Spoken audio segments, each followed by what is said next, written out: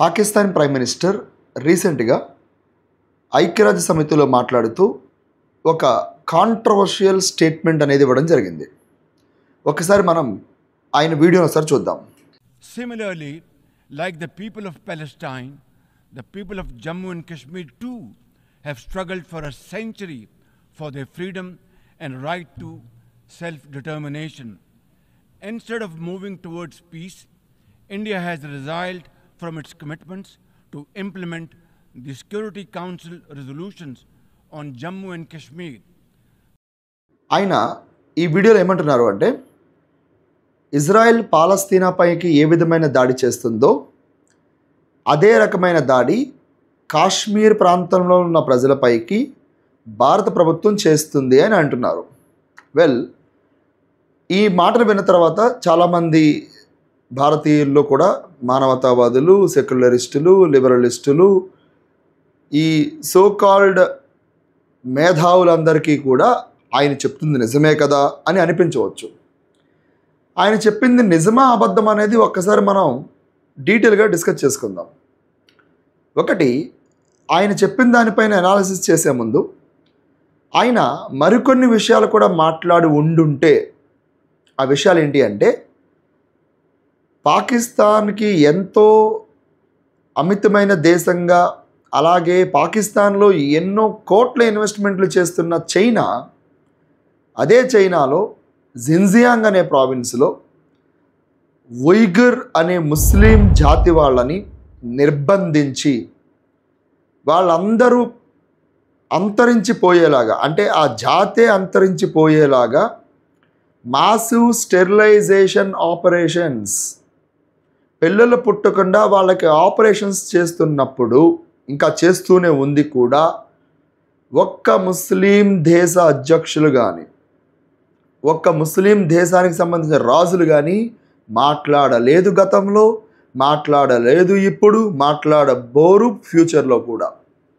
2, రష్యాలో చెచెన్యా అనే Muslims target చేసి చంపబడుతున్నారు అక్కడున్న అథారిటీస్ చేత. ఇప్పుడు ఎవరు మాట్లాడలేదు.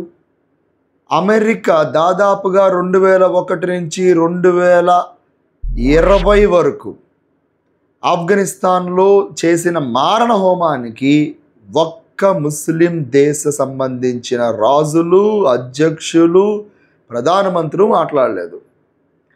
ఇప్పుడు కాశ్మీర్ విషయాలకు వస్తే కనుక ఆయన ఏమంటున్నారు, కాశ్మీర్లో ఆక్రమణలు జరుగుతున్నాయి. కాశ్మీర్ ఎవరిది? కాశ్మీర్ ఎవరిది?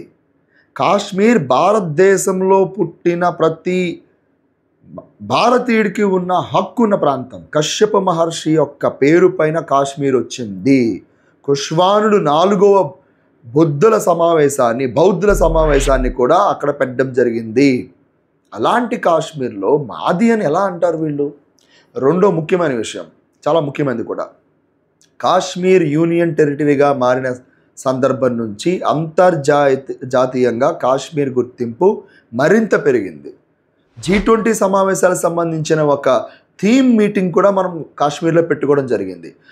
ప్రపంచంలోనే ఎక్కువ మోతాదులో లిథియం రిసోర్సెస్ కూడా ఈ మధ్యనే మనకి కాశ్మీర్లో దొరికాయి కూడా. సో కాశ్మీర్ ప్రాంతాన్ని మాది భ్రమలో బతుకుతున్న ఈ పాకిస్తాన్ ప్రధానమంత్రి గారు అదే గొంతుతో, అదే ఉత్సాహంతో బలోచ్ పీపుల్ చేస్తున్న పోరాటం గురించి, వాళ్ళని పాకిస్తాన్ వాళ్ళు ఏ విధంగా చిత్రహింసలు పెడుతున్నారో కూడా చెప్పు ఉంటే మనందరికీ తెలిసేది కూడా.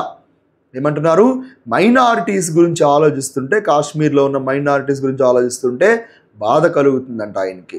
మరి భారతదేశం నుంచి అక్కడికి వలస వెళ్ళిపోయి అక్కడ ఉండిపోయిన హిందూ మైనారిటీస్ సంఖ్య ఇప్పుడు ఎంతకు వచ్చింది? ఎంత ఉండేది? దాదాపుగా 10% నుంచి ఇప్పుడు 1% లోపుకి వచ్చేసింది. అలాగే సిక్కుల పాపులేషన్ ఏమైంది?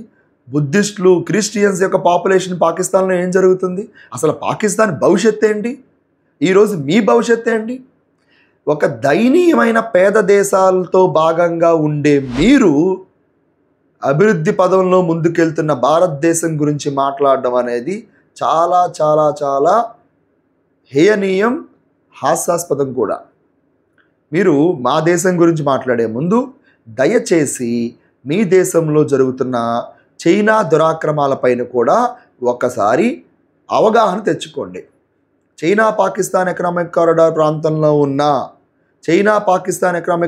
ప్రాంతంలో ఉన్న ఆడపిల్లలపైన చైనా ఎన్ని అఘాయిత్యాలు చేస్తుంది, ఎంతమంది ఆడపిల్లని చైనీయులు దారుణంగా ఇబ్బంది పెడుతున్నారు, ఎంతమంది పాకిస్తాన్ ఆడపిల్లలు చైనాకి ఎగుమతి అవుతున్నారు అనే విషయాలపైన దయచేసి అవగాహన తెచ్చుకోండి భారతదేశం గురించి మాట్లాడే ముందు.